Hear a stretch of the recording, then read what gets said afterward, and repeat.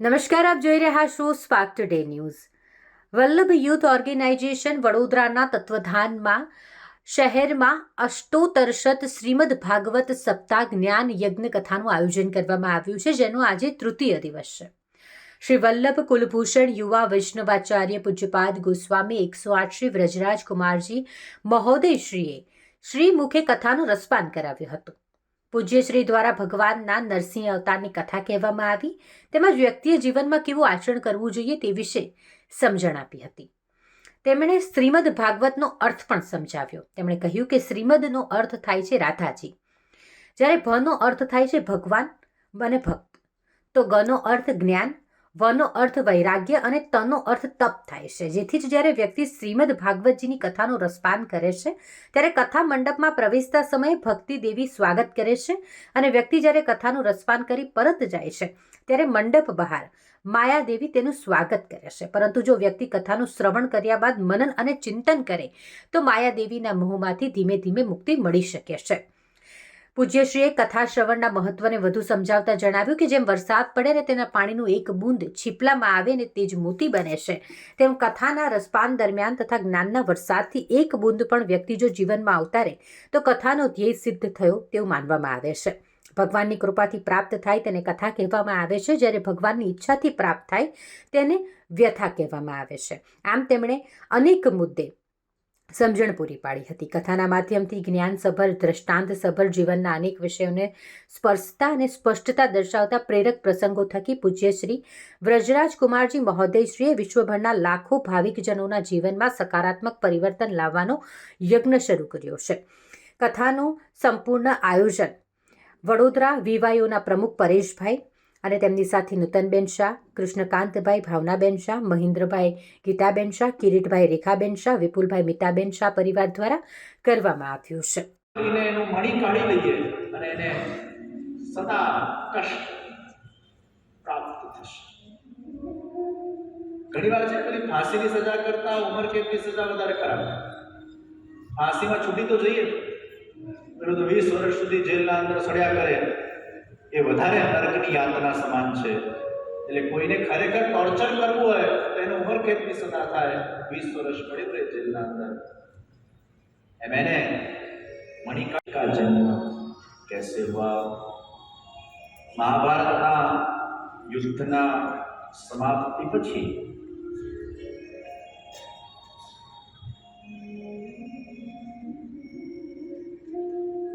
દુર્યોધન મરવાના કાગાર પર હોય છે ત્યારે અશ્વત્થામાને કહે છે પાંડવોના મુખ લઈને આવ.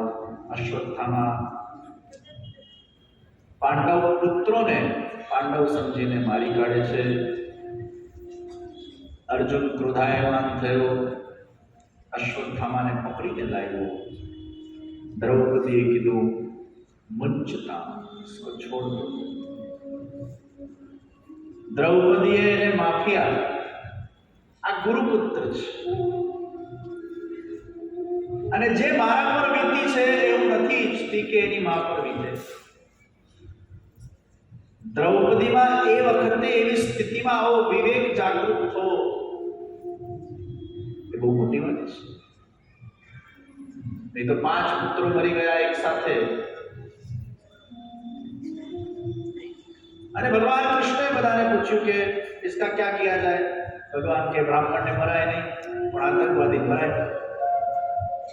બ્રાહ્મણ ને મરાય નહીં પણ આતંકવાદી મરાય. તો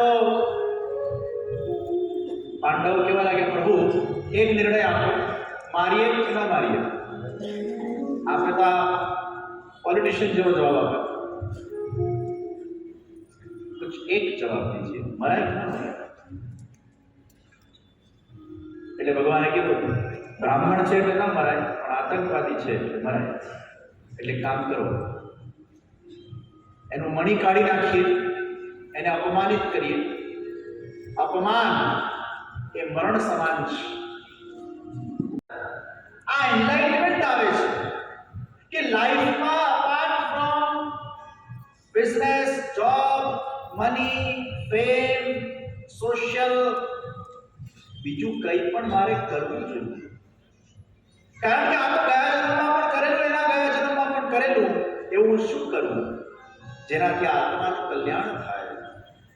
આત્મકલ્યાણની જિજ્ઞાસા એ જ્યારે વ્યક્તિમાં પ્રગટ થાય છે, તત્વ જિજ્ઞાસા. જેમ એક વાણિયો જ્યારે ધંધો કરે ત્યારે એની દૃષ્ટિ ખાલી પૈસા પર હોય છે. વાણિયો ધંધો કરે, દૃષ્ટિ ખાલી પૈસા પર, અને પૈસા પર રાખીને જ ધંધો કરાય. અમારા નિકુંજભાઈ આવ્યા છે કુંભવાડા, આફ્રિકાથી. 34 વર્ષની ઉંમરે, 36 થઈ ગયા, મળ્યા ત્યારે 36 વર્ષના થઈ ગયા. કોંગોમાં જઈને ખૂબ પૈસા કમાય, ખૂબ સફળ, ખૂબ કૃપા, અને ખૂબ સારા કાર્યોમાં પોતાનો દ્રવ્યનો વિનિયોગ પણ કરે છે. પૈસા કમાવા જોઈએ, આવશ્યક છે. તો જ્યારે કોઈ સફળ વેપારી હોય, એના કેન્દ્રમાં પૈસો હોય તો જે પૈસા કમાઈ શકે. કેન્દ્રમાં પૈસો હોય જ નહીં તો પૈસા કેમ કમાઈ શકે? પણ ઘણા લોકો જ્યારે પૈસા કમાતા હોય છે, એમની ભાવના એવી હોય છે કે આપણે સમાજને ઉપયોગી થઈએ, અને પૈસા કમાવા પાછળનું એક મુખ્ય કારણ એ પણ છે કે ઈશ્વર, તું મારો ભાગીદાર છે મારા વ્યાપારના અંદર, અને આમાં હું જે કંઈ પણ પૈસા કમાઈશ એ સારા કાર્યમાં આપીશ, તારા કાર્યમાં આપીશ, સમાજના કાર્યમાં આપીશ, અને તું મારા સાથે આમાં ભાગીદાર છે. કેવલ મારે પોતાના માટે પૈસા નથી કમાવા, પણ એ પૈસા જ્યારે મારા પાસે વિશેષ આવે એનાથી મારે અનેક લોકોના આંસુને લૂછવા માટે પણ કામ કરવા છે. મારા રાષ્ટ્ર માટે, મારા ધર્મ માટે, મારા સમાજ માટે, મારા પ્રભુ માટે મારે કાર્ય કરવા છે. સ્વસ્યાયમેવ ધર્મો હિ નાન્યક્વાપી કદાચન. ભજનીયો પ્રજાધિપ. ભજન એટલે સેવાના અર્થમાં, ભજ સેવાયામ ધાતુ. તમે જે કંઈ પણ કરો એ કૃષ્ણની સેવા બની જાય. પ્રભુના પ્રીત્યર્થ કરો, પ્રભુના તત્સુખાર્થ કરો, પ્રભુ સાથે જોડાવું એ જીવનનું પરમ ધર્મ છે. મનુષ્યનું કલ્યાણ સેવા છે, તત્વ જિજ્ઞાસા. હું કોણ છું? જ્યાં સુધી આપણા અંદરનું એનલાઇટમેન્ટ આવતું નથી, who I am, why I am on this earth, what is the purpose and goal of my life, why God gave me this birth, is it only for eat, drink and be merry?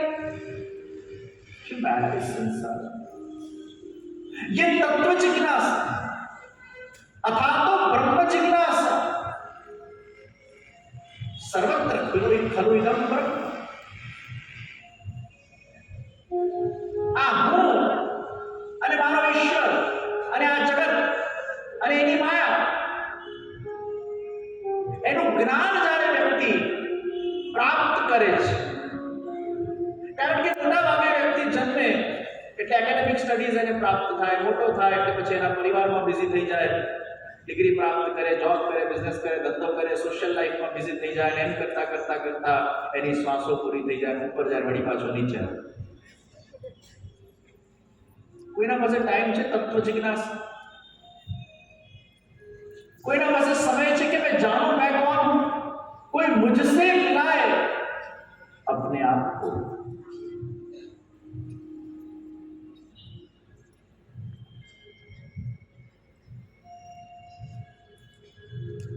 उसे नहीं मानते, અને એટલે ભગવાને અર્જુનને પણ કીધું તારે દંડ આપવું પડશે. ભલે સામે તારા ગુરુ છે, તારા સગા સંબંધી છે, પણ અત્યારે અધર્મના પક્ષે છે, અત્યારે એમને દંડ આપવું એ એમની સેવા છે. એમાં જેનો ઉદ્ધાર છે, એમાં જેની શીખ છે, એમાં જ એમાં ભવ સુધરશે. કારણ કે એને દંડ નહીં મળે એનું ભવ નહીં સુધરે. અને ઘણીવાર ભગવાન દંડ આપીને સામેવાળાનો ભાવ સુધારવા માંગતા હોય છે.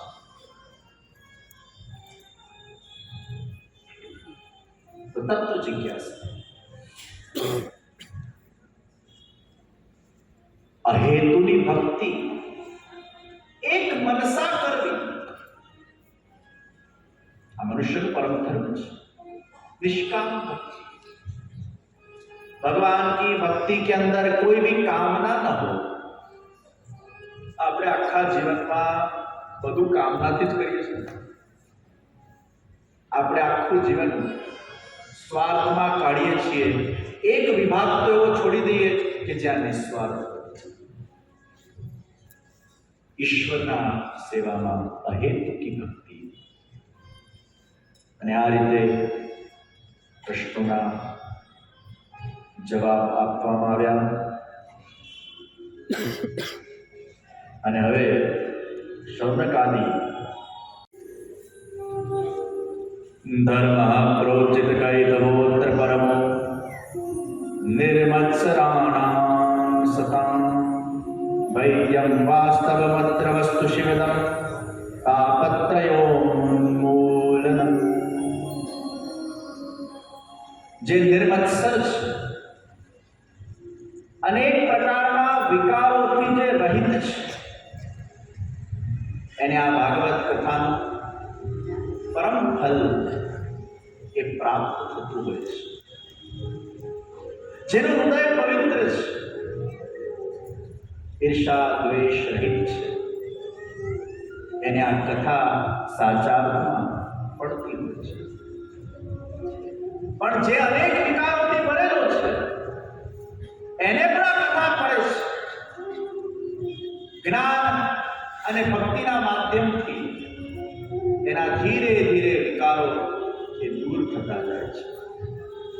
निगम कल्पतरोर गलितम फलम सुख मुखादम मृतद्रव संयुतम विभगत भागवतम रसमालयम मुहुरहो रसिका विभावुका।